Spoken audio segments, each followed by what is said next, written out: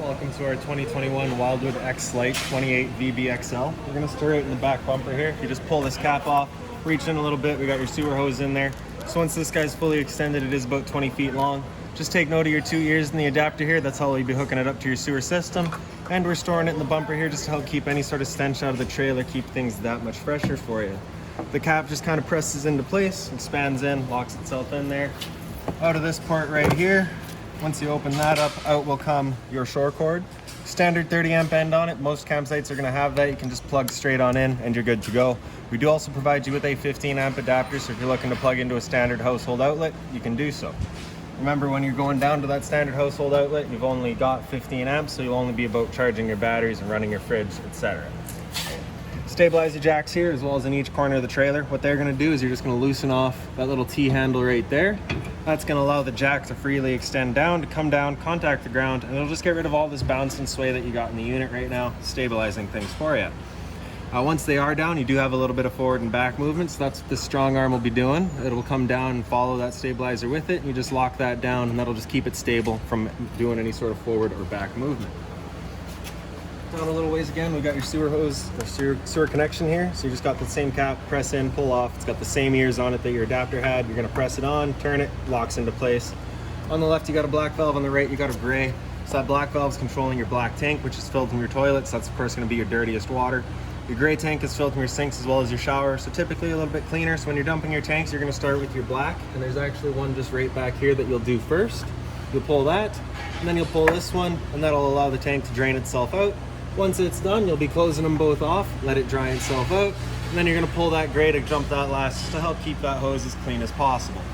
Straight up from there, we've also got a black tank flush here. So you may notice over time you've gone and dumped your black tank and you know for a fact it is empty, but your monitor panel is still reading a third or 2/3, whatever it may be. You're just gonna take a water hose, plug it into there, open up the 2 black valves and turn on the water, and that'll just flush out that tank, getting rid of any sort of debris that might be causing your issue. Up above that is your city water connection. So the same water hose is going to plug into there, turn on that water line, and that'll pressurize the lines throughout the unit. Right in front of me here is your hot water tank. So you just get that one little keyway up top there. You're just going to line that up, pull it open, and the 2 little posts on the bottom it'll kind of slide out of. Your control for turning it on is just inside the unit. However, before you turn it on, you just want to hit this relief valve there. Make sure that shot of water comes out. A little bit of water coming out is just letting you know this guy is full. It's safe to fire it up, and you're not going to burn anything out by doing so. Just line up those 2 pins in the bottom there. I'm gonna press it into place, lock it back down with that keyway, and that's that. Above that, we've got your exterior shower. So you'll get a key just like this guy here. Stick it on into there, open it up. And you get the standard 3-foot hose with the standard head, hot and cold water. So if the dog's out getting muddy, you can spray him off before he gets inside. We'll just tuck that back away and lock it back up. All right, now we can make our way towards the front. So we've got the same stabilizer jack here. The only difference is that its strong arm goes towards the front and center of the unit, so you do got to reach in a little bit to make it to that T-handle. One side of your storage compartment here, so it does see straight to the other side. Around the front, you get that little red key in the back there. That's your battery disconnect. We've currently got that up and on, so we're charging our battery because we're plugged in right now. If we were to disconnect that and pull that keyway out of there, that's just going to disconnect the battery from the system, and you'll just be running off of your converter. Battery itself is housed in this little box here, so like I said, as long as you're plugged in the back, this battery is charging for you, or through your 7-pin into your tow vehicle, that battery is also charging. Just got these 2 little knobs there that you can flip back, open up the flap, and you get access to your 2 valves for your propane tanks. Just standard 20-pound barbecue style tanks. You're just going to turn that valve to open it up, and that's that. They are just both teed together, so if one were to quit, you just turn that one off, go and get it filled, open up the other one and draw off of that while the other is getting filled. Then in the front you got your tongue jack here, so the power light switch on the right there, up is up, down is down. Exterior and solar panel plug in right here, so you just pop that open and a exterior and solar panel will plug into that and charge your battery. Other end of your storage compartment. So in here we've got your water hose for you, as well as that park adapter I was telling you about. And then up on the wall, so this guy right up on top there, that's going to be for running your the little T-handles on your strong arms. This guy down here is a manual override for your front tongue jack. And this guy down here is just a little adapter for running all of your stabilizers up and down. Okay. Back another little ways. guys, we've got your freshwater tank filler right here. So you just pop that cap off of there, take your water hose, stick it into there, turn it on, and that'll fill up your freshwater tank. You know that tank is full once it starts spitting water out of that vent there, or by watching your monitor panel inside. Below that, we've just got your little exterior kitchen. So as we open this up, you can see you got your little fridge on the right side here. Inside of it, we've got your water hose stored. So this guy just has the two little ears right there. It's gonna pop open this cap right here. You can see it just lines up with those two. Press it in, give it that little turn, it locks into place. And then at the end, you just get this little garden hose end, and cold water and spray off whatever you need. When you're done, you're just gonna wanna open that up, turn that out, pull it out, and then just stretch it so that all the water gets its way out.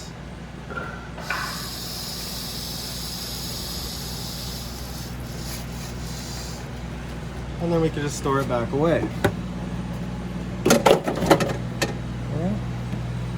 So beside that is a little storage counter. Below that is a little outside griddle. So as we pull that out, you get your little hose here. So we just got that quick connect, just undo it, pull it apart. And then down below, we've got your quick connect right there. So just that dust cap's gonna come out. Now take note of this little valve back here. With that valve open, you cannot undo that quick connect. You do have to have it closed off for you to undo it. Just an added safety, right? So we'll press that in. You can open up that valve, turn on the flow of propane.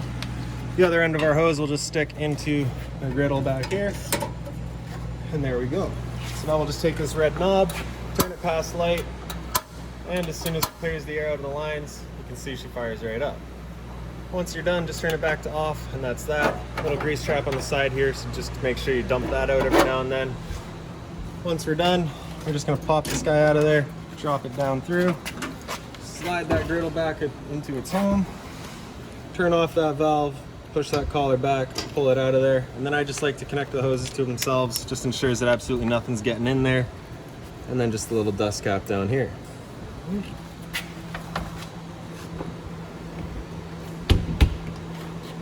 Down below your little kitchen here is you got that white valve, so that's just your freshwater tank drain. Pull that valve, dumps out your tank, right? Beside the kitchen, you've got a little power outlet here, so GFI protected, reset just inside the unit. Above that is a cable and satellite outlet. And above that even some more, we've got your stove vent. So of course, propane stove is putting off fumes whenever you're using it. You just wanna make sure that flap in there is opened up so that we can evacuate those fumes with the fan inside. When you're going traveling, you just kind of press it back into place, it'll click in and lock into there. Got your two exterior speakers here as well. Right down above your fender, we've got the exhaust for your furnace. So you just want to make sure nothing's blocking that. It does get hot. Towards the back, right behind your tires, you've got two low point drains there. So the purpose of those would be if you're looking to winterize the unit, you just want to get all the water out of it.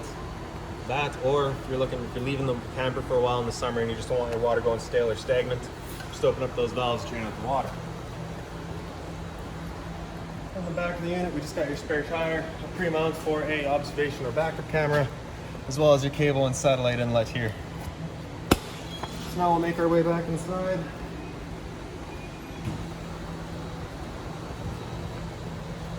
So the door's just on a friction hinge. It just kind of sits wherever you leave it.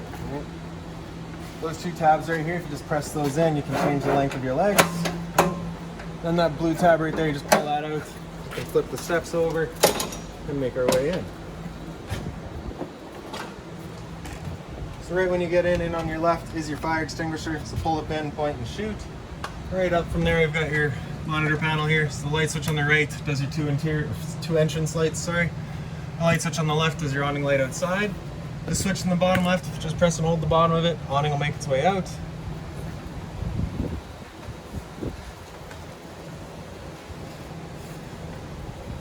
So once that awning is fully extended, you'll just see a little white flap come down, and then you'll see the black of the metal tube. Once you see that, you're going to want to stop. If you were to continue extending, it will actually wind itself up backwards. So there's the flap, there's the metal, and we'll stop right there. If you were to continue extending, winds itself up backwards, just allows it to hold water, accelerating the growth of mold and mildew, which we of course don't want. Now if it were to start raining, it's going to be holding some water anyway, so what you can do is just grab either arm, front or rear, pull down on it, and you can see that changes the pitch of the awning out at the head, allowing water to then run off. Now if you like that angle better because it does give you more shade, you can do the same thing with the front arm. Before you bring it back in though, you just want to make sure the back's straight and fully extended, just so that we're not running the risk of bending anything. Press and hold the top of that switch and that awning will make its way back in. And just another thing to keep in mind with your awning is once you get up to about 15-20 kilometers an hour of wind, you do want to bring it back in just because it does catch the wind and you do run the risk of bending your arms.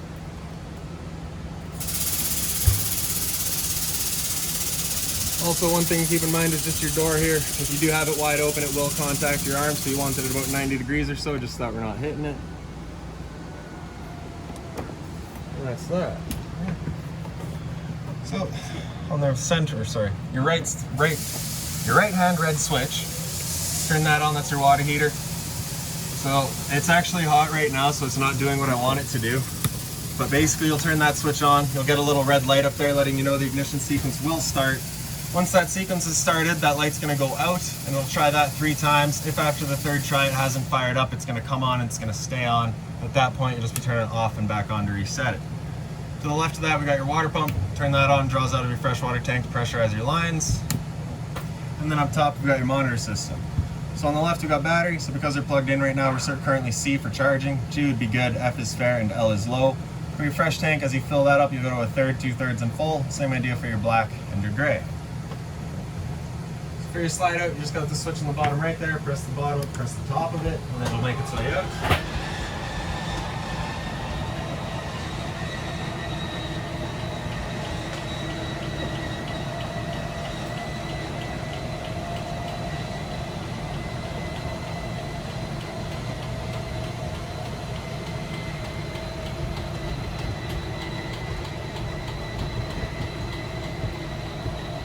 Once it's fully extended, you'll just hear a couple of whines from the motors and then they'll just stop. Just like that. Coming through the unit, you got a light switch over here. Turns on an accent light above your slide. The whole entertainment area here, so if you have a TV backer right here, you can mount it right there. Run all of your wires through here, down into your antenna outlet, right, which is just right here in the center. Turning on that antenna was just that button right there. Get that little green light letting you know it's on. That will also help clear up your stereo signal.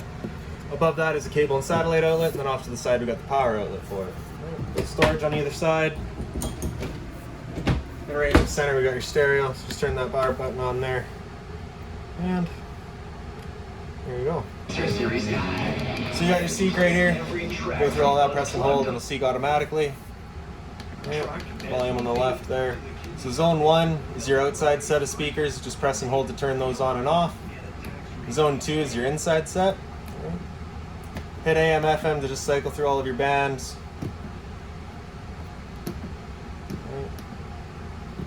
USB just right in the front here, Bluetooth to connect to your phone, and then source to just cycle through everything else. So auxiliary in the front here, AV which would be through the back of the unit, HDMI which is right in the front there, auxiliary just going back around. All of the presets down at the bottom, and there you go. For your fireplace, you just got the power button on the right side there. Center right, you just got your flame color. In the middle, you've got your bottom leaves color. Center left, you got temp, so you got off, low, and high. And then on the far left, you've got your timer. It's 30 minutes up to, I believe, 9 hours. Yep, and then back around. All right. Power button, turn it back off. There you go. So we'll go into the front bedroom here real quick. Light switch is just up on the wall there. Blinds, if you just pop them, they go up. Once you're done, just bring them down, sit them wherever you leave them. Closet space on the right side here with CPAP storage as well as a power outlet for it. USB charging there. If we just pick up the foot of your bed, you do get access into your storage compartment there as well as a couple of cubbies. Same CPAP storage on the other side, identical closets.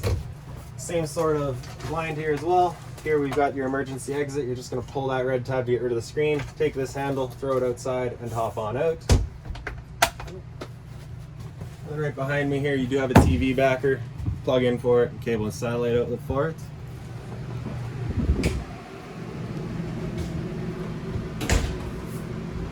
And then the lights throughout the unit, just on their own center push buttons here.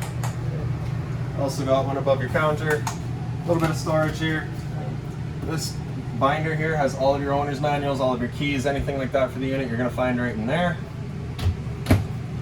Hot and cold water at your sink, of course, with the stainless folding covers. That is actual stainless. If you need to put a pot or pan on it, you can do so. A little bit of storage below. Access to your hot water, or sorry, your water pump is just right back here. You do have a winterization kit installed. A little bit of storage here as well. Microwave is pretty standard, just like home. Not much I'm going to teach you there. Below that, we got your range vent, so you get your light as well as your fan there. So of course, propane stove, like I said, you do want that fan turned on so that we're evacuating those fumes. For the stove cover, you're just going to flip it back. And then we can take a knob, turn it over to high, hit it with a sparker, and she fires right up. Turn them all back off, flip that cover back down, just kind of press it into place so that rubber bumpers are holding it, and there you go. On the right side, you get that little light for all of your valves there.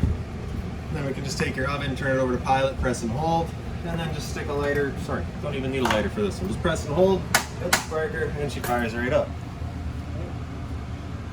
And once you get it going, you just want to hold for another couple of seconds, then you can release and it'll hold itself. Then you can turn up to your desired temperature, and she fires right up. Once you're done, you just turn it back down to pilot, and it'll hold just the pilot light for you. However, if you're leaving or going traveling, you just want to make sure that thing's right off.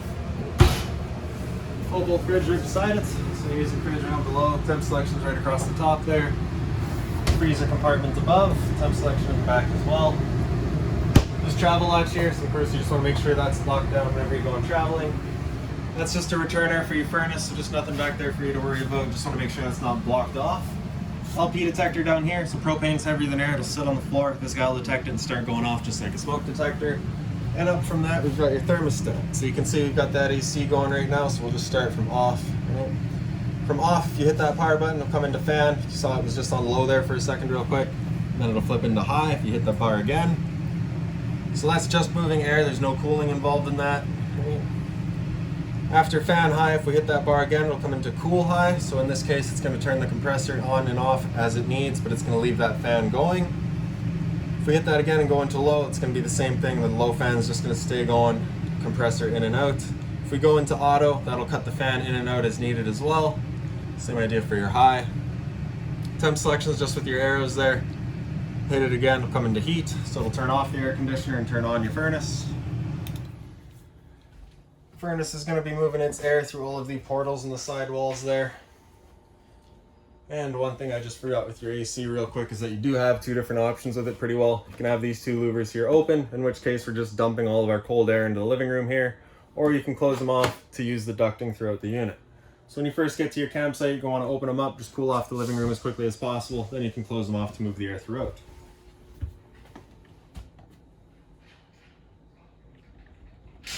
Okay. Well, something popped there, so we'll have to look into that. Get that taken care of. It worked for me 20 minutes ago. So, after the furnace, we'll just be coming into the bathroom here. And we got just your light switch up on the wall there. GFI protected outlet over here, test on the bottom, reset on top. Toilet, so just got the flusher right in the right side. Yep, right on the right side there.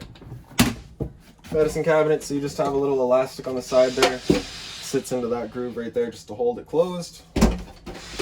Hot and cold water, your sink of course, a little bit of storage below, just being mindful of your drains and your water lines back there. Shower, standard, it's a mess, alright. So, sits up there. There you go, you get the standard head and hose, hot and cold water of course. Right above my head we got your roof vent, so just turn that knob to open it up, and in the corner you get that switch to turn on the fan.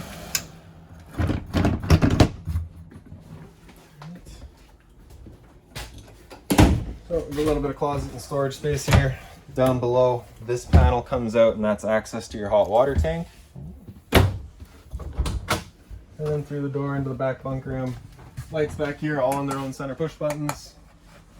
And if we just pick up on the beds, and kind of open up the space a little bit more. Power outlet there as well as a USB. A little bit of storage down below. Another power outlet and a USB. Down here we've got your converter, so just press the top and center, pops on open. Get all of your breakers down the center here. Whenever a breaker breaks, it'll sit in the middle, so just turn it off and then back on. And then we got all of your fuses on the right side there. Close that down. Same bunk here, so it does lift up. And then I do believe this folds down as well, so if you just get rid of the back cushions there, throw them off to the side.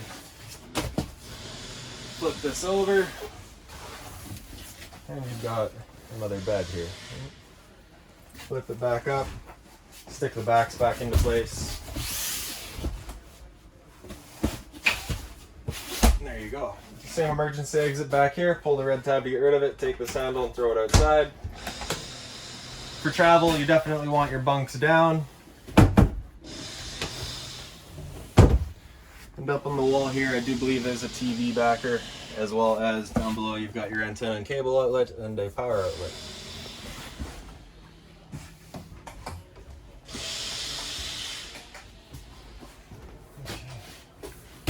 So in your slide, you get the Chase Lounge here. So you just get that one light up top. And then for your table, you just kind of wiggle it, pick it up, stick it off to the side, get rid of the legs. Then you can see you got the ledges there. We're just going to put the dinette down on that. And then you'd be taking your back cushions to fill in the center. In the morning, you're ready for breakfast. You're just going to pick it back up, stick those legs back into place. Line up the table again. And then you can also see you had that little black pocket in there. So that's going to be for holding this piece here. So if we just pick up on it, flip it around, the two black posts here will sit into those pockets.